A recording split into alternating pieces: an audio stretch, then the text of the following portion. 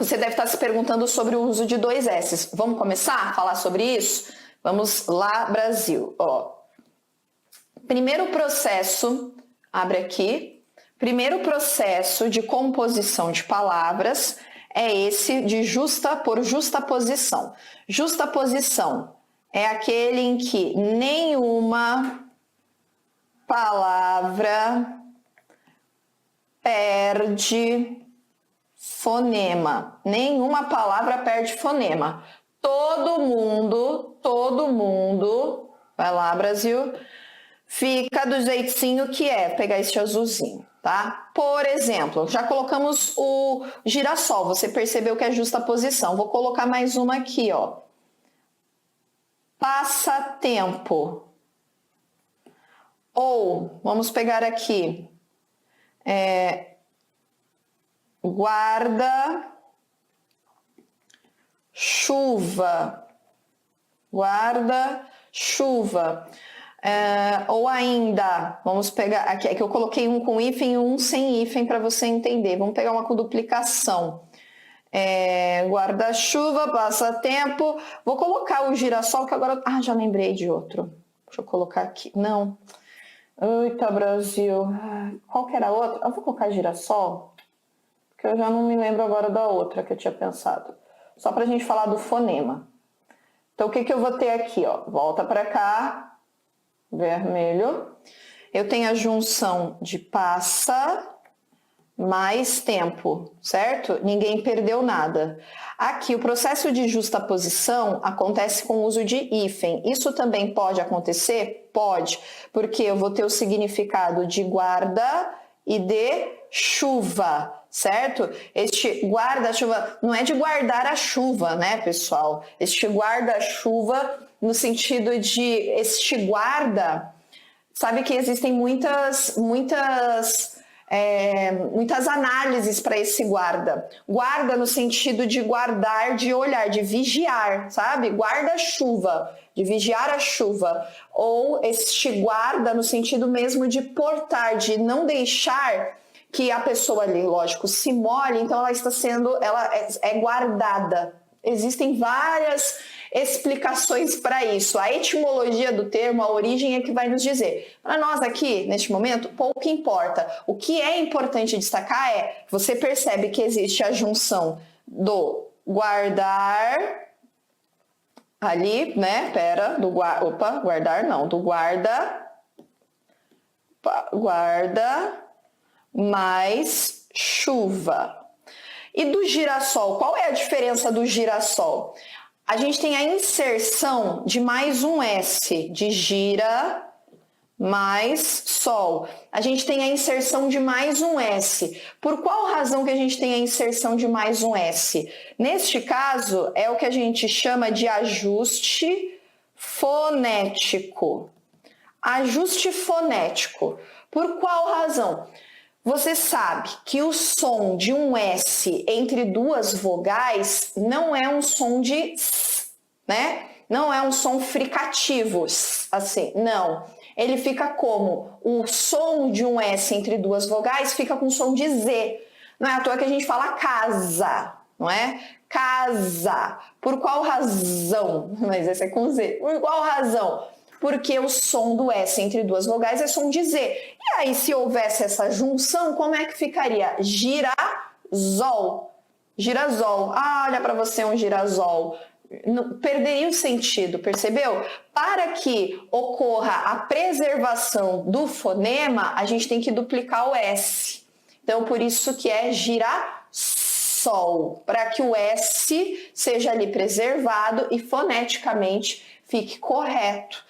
É por essa razão, por exemplo, vou até dar um duplo twist carpado, é por essa razão, por exemplo, que naquele novo acordo do uso do hífen, que nós tivemos a duplicação de RR e SS, ocorre a mesma justificativa. Por exemplo, na palavra mini saia, por que houve a duplicação do S para mini saia na junção? Justamente porque se não ocorresse a duplicação, não ficaria mini saia, ficaria mini zaia. Por qual razão? Porque em língua portuguesa o S entre duas vogais tem som de Z. Então, teve que ocorrer o quê? A duplicação, para que o fonema fosse preservado. Então, o processo de composição, ele está ali ligado à parte fonética. A gente acaba de ver fonema, grafema, ditongo, tritongo, dígrafo, e aí você começa a entender, então é por essa questão que as palavras são formadas por este motivo. Exatamente. Então, justaposição, nenhuma palavra perde fonema, nenhum radical, né? Nenhum radical ali perde fonema, continua com o mesmo som, só vai ter a nossa junção, a partir dessa junção é que você tem a criação de um outro termo, tá? Então, ok, tranquilo, vamos lá. E o segundo processo é o de aglutinação. Neste caso, a palavra, melhor, vamos colocar aqui. As palavras podem perder algum fonema. Qual fonema? Depende deste processo de aglutinação. Vamos pegar aqui uns exemplos. Por exemplo, vamos pegar o embora e vamos pegar o planalto, que é o nosso processo de aglutinação. Em boa hora. Planalto, plano mais alto. O que a gente tem aqui? Palavras que acabaram por perder algum elemento na sua construção, certo? Então aqui, embora, a gente tem aqui, ó, embora, em boa hora. Então, embora. Ó como o que perdeu aqui? Embora.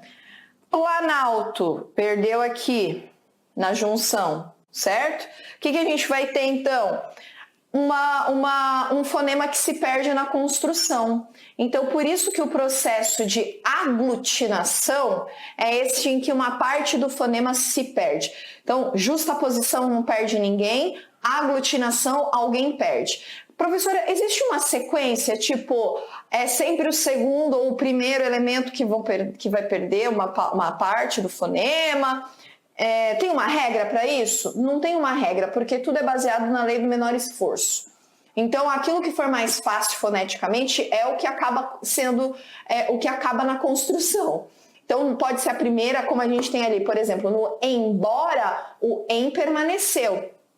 Foram os últimos elementos que se perderam. Já em planalto, no primeiro elemento perdeu uma vogal, o segundo permaneceu. Então não existe uma regra específica para isso. Eu só tenho que saber que existe sim a perda de um som na construção da nova palavra. Ok, vai lá, Brasil. Aqui é o processo de aglutinação e o nosso próximo processo, ó, é de redução. O que é a redução? Ó, a palavra perde partes, tá? Igual regressão. Não.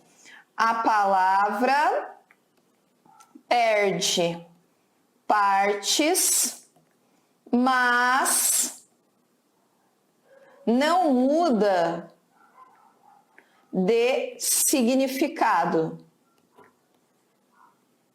A palavra perde partes, mas não muda de significado. Por exemplo, vamos pegar um roxo agora.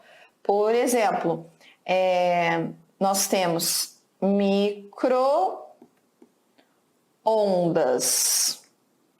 Ou nós temos, deixa eu ver, bicicleta. Ou motocicleta. Eita! Sumiu tudo. Vou colocar mais pra frente aqui. Pera aí, Brasil. Caneta. Motocicleta. Beleza. O que a gente vai ter aqui para essa construção? Micro-ondas vira o quê? Vira micro. Você colocou no micro a lasanha para esquentar? Não é isso? Bicicleta. Ai, olha só, aquela é a minha bici. Ou bike, né? Se o cara quiser falar em inglês. Bici, motocicleta, moto. A moto eu acho que é o mais comum, né, Brasil? Acho que a moto é o mais comum. Então, o que, que nós temos aqui? Veja, não mudou, a palavra é a mesma. Só que a gente tem um processo de redução. E ela acaba sendo até mais usual do que a própria palavra original. O exemplo, motocicleta.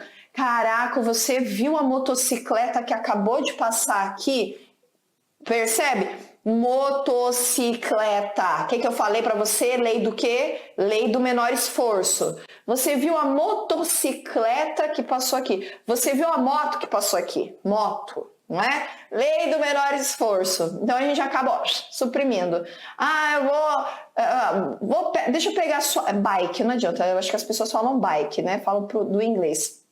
Mas o nosso processo de redução aqui seria bici. Mas eu tive colegas que falavam bici. Eu achava muito esquisito. Porque eu sempre falei bicicleta, mas tudo bem. E era, me empresta sua bici, Calói Ceci, né? Bici, coisa de menina que anda com uma Calói rosa, com a cestinha cheia de flor. Eu sempre quis, mas nunca deu certo. A minha só tinha uns negócios assim do lado. Micro-ondas, micro, né? Põe ali no micro. Eu acho que esse daí também é uma fala comum. Então, é o processo de redução da palavra.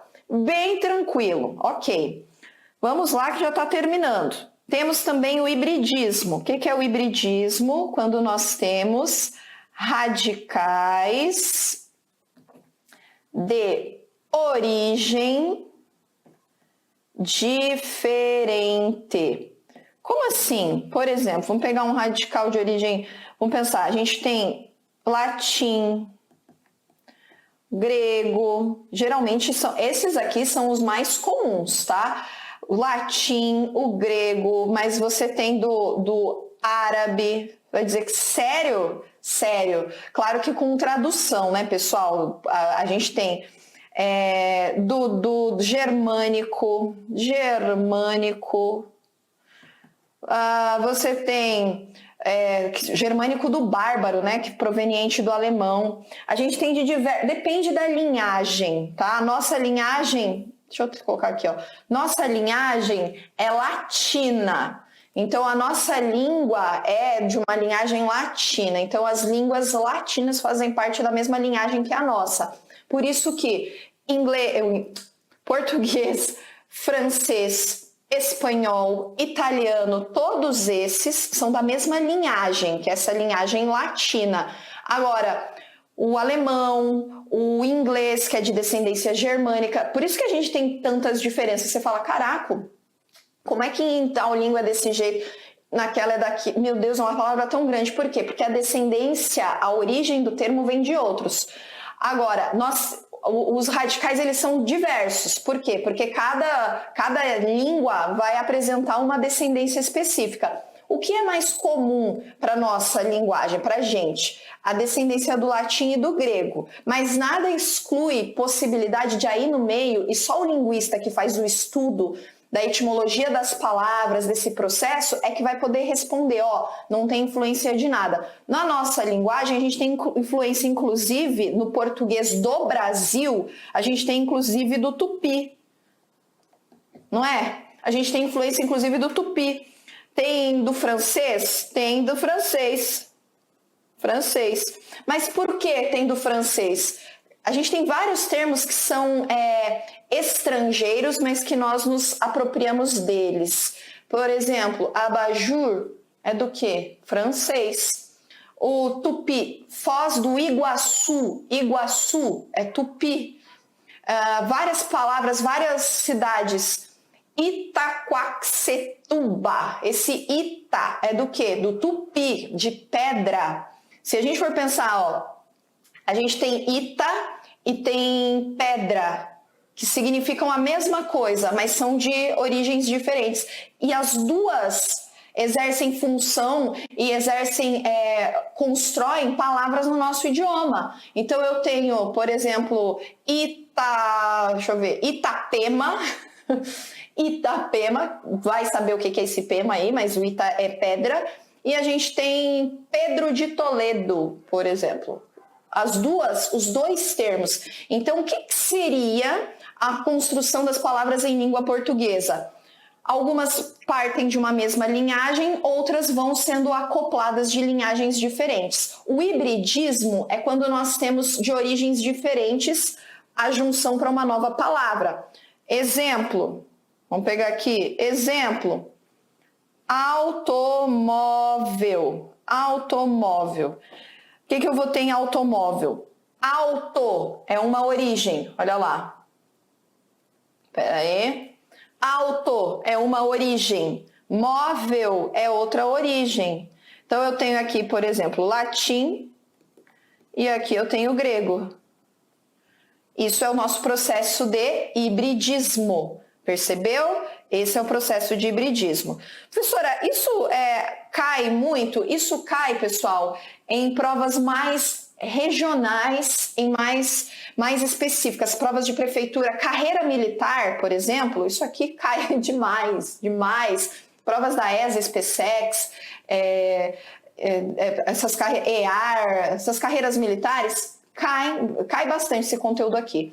E algumas provas de prefeituras, concursos mais regionais. Então, senhora, eu penso em níveis maiores. Esse conteúdo aqui é necessário que você saiba, que você conheça, porque conhecimento nunca é demais, mas sair decorando construções híbridas, sabendo a origem dos termos, isso aí já é demais. Então, depende muito da prova, tá? E, por fim, temos os neologismos e a onomatopeia.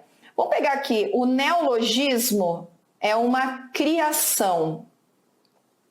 É o quê? É algo inventado. Exemplo, quem é o nosso campeão Power Ranger branco de neologismo? Vamos abrir aqui para eu colocar para você. De neologismo em língua portuguesa. Autor, fala aí, autor. Nós temos o Guimarães Rosa. Guimarães Rosa, ele criou, por exemplo, uma palavra que eu adoro. Guimarães criou a palavra desmorrer. Existe isso, ele inventou, é um neologismo, tá? Agora, Sora, e o que seria essa onomatopeia? O que seria a onomatopeia? É a palavra proveniente de som. A palavra proveniente de som. Por exemplo, tic-tac do relógio, certo? Ou miau, que vem, miado, vem do quê? Do miau do gato. Percebeu? Isso é uma onomatopeia. Então, nós temos a criação das palavras também por meio dessas chamadas onomatopeias. Combinado? Então, aqui, processo de formação de palavras. Nós teremos as construções por derivação e as construções por composição. Basicamente isso que nós precisamos saber, combinado? Não saia daí. Por enquanto, ficam aí as nossas dicas. Nos vemos aqui, próximo encontro. Falou, valeu, tchau, tchau.